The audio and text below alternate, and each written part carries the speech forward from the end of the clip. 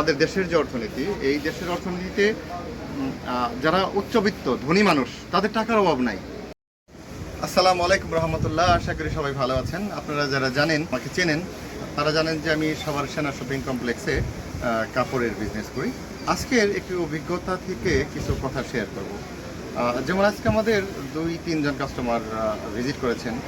তারা যেসব পণ্য আমাদের এখানে 600 টাকা কেনা, এক্সাম্পল যে এই পণ্যটাই 600 টাকা কেনা, সে আমাকে এই পণ্যটা 300, 400, 500 টাকার উপরে তাদের নেয়ার ক্ষমতা নাই, তারা দাম বলে নাই বা নিতে পারছে না।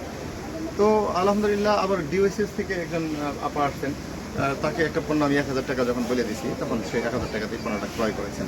জাস্ট এক্সাম্পলটা দিচ্ছি এই জন্য যে ডিওএসএসে যেসব পরিবার থাকেন আমাদের, তারা সচ্ছল ন্যায্য মূল্যে সে নিয়েছে, তারপরেও সে কিন্তু বার্গেনিং করে নেই, কারণ তাদের কাছে ক্রয় ক্ষমতা আছে। এই বাজারের অধিকাংশ কাস্টমারই আপনারা জানেন নিম্নবিত্ত বা মধ্যবিত্ত। তার এই যে মিসআন্ডারস্ট্যান্ডিংটা হয়, যা তারা মনে করে হয়তো আমরা পণ্যের দাম বাড়াচ্ছি, অথবা মনে করতেছি তাদের এই অ্যাবিলিটি নাই যে তারা 600 টাকা কেনা একটা পণ্য যদি 700 টাকাও অফার করে আমরা হয়তো দিয়ে দিব। অথচ আপনি যদি দেখেন যে যদি কেউ বলে একটা দোকান বিক্রি হবে, সেটা হয়তো পারে 1 কোটি টাকা বা 50 লক্ষ টাকা, সেখানেও কিন্তু কাস্টমারের কোনো অভাব নাই।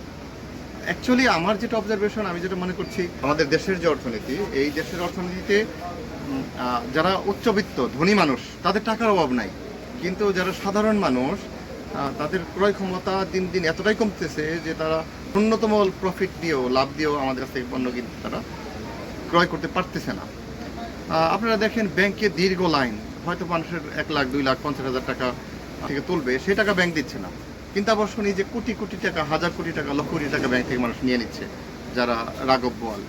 তো যেটা বলছিলাম, নিম্নবিত্ত মধ্যবিত্ত যে মানুষ, তাদের হাতে যেমন টাকা নাই, তদুপরি উচ্চবিত্ত তাদের কাছে হিউজ টাকা। এই যে বৈষম্য, এই বৈষম্যর ব্যাপারেই আমাদের যে কমপ্লেইন, যে সমতা আনার যে ব্যবস্থা, এটা ইসলাম বলে সত্যিকার অর্থেই।